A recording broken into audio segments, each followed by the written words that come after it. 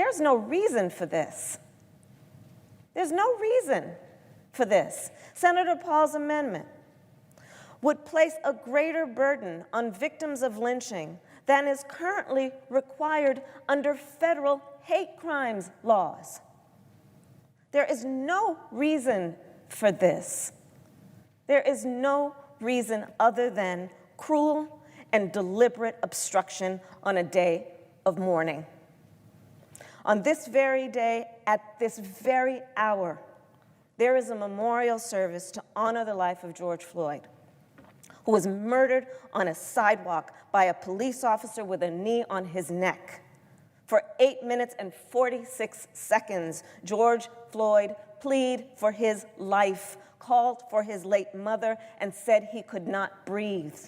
The pain experienced not only by that man, that human being, and his family and his children, but the pain of the people of America, witnessing what we have witnessed since the founding of this country, which is that the Black lives have not been taken seriously as being fully human and deserving of dignity. And it should not require a maiming or torture in order for us to recognize a lynching when we see it, and recognize it by federal law and call it what it is, which is that it is a crime that should be punishable with accountability and consequence. Ahmaud Arbery was a victim of a modern-day lynching. He was murdered on February 23rd, 2020, just 3 months ago. Today we learned that someone heard one of the men who killed Mr. Arbery use a racial slur after shooting him. He should be alive today, and his killers should be brought to justice. No longer should the crime of lynching go unpunished. No longer should victims and their families go without justice. This body did something historic.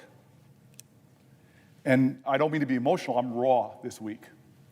But I stood here with Kamala and we wept.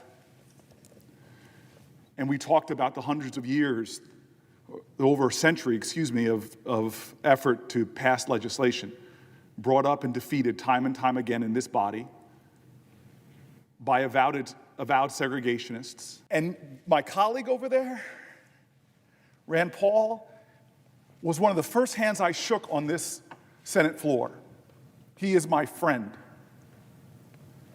And everything he said about his commitment to criminal justice reform, it is right. I do not question the sincerity of his convictions. I've had too many conversations with him to question his heart. But I am so raw today, of all days that we're doing this. Of all days that we're doing this right now, having this discussion, when, God, if this bill passed today, what that would mean for America, that this body and that body have now finally agreed.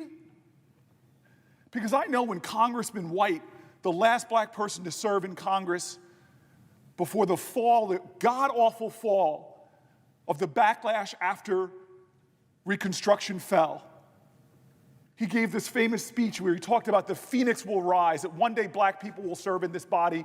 And here we are in the Senate making history, the first time 3 African Americans have even served together, Republican and Democrat, and we all came together leading on Kamala's bill. And that if we passed this, it would not only do something substantive to make a difference on the books of the American federal system, but God, it would speak volumes to the racial pain and the hurt of generations. I do not need my colleague, the senator from Kentucky, to tell me about one lynching in this country. I've stood in the museum in Montgomery, Alabama, and watched African American families weeping at the stories of pregnant women lynched in this country and their babies ripped out of them, while this body did nothing. And now one man, and I do not question his motives because I know his heart, one man is standing in the way of the law of the land changing because of a difference of interpretation. This doesn't talk about bruising someone.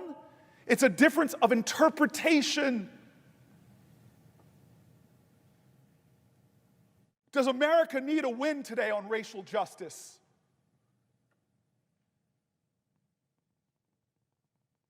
Does the anguished cries of people in the streets? I've had children break down with me this week, wondering if this would be a country that values their lives as much as white people's lives. I've had to explain to grown men this week that there's still hope in America, that we can make change in America, that we can grow and heal in America, that we can make this a more perfect union. Well, today is a day we can do it. One thing, one member, to yield for once, like he did in February of 2019, yield for one day and give America this win. Let us pass this piece of legislation today of all days. Let's give a headline tomorrow of something that will give hope to this country that we can get it right. It may not cure the ills that so many are protesting about, but God, it could be a sign of hope. So, Mr. President, I object to this amendment. I object on substance. I object on the law. And from my heart and spirit and every fiber of my being, I object for my ancestors.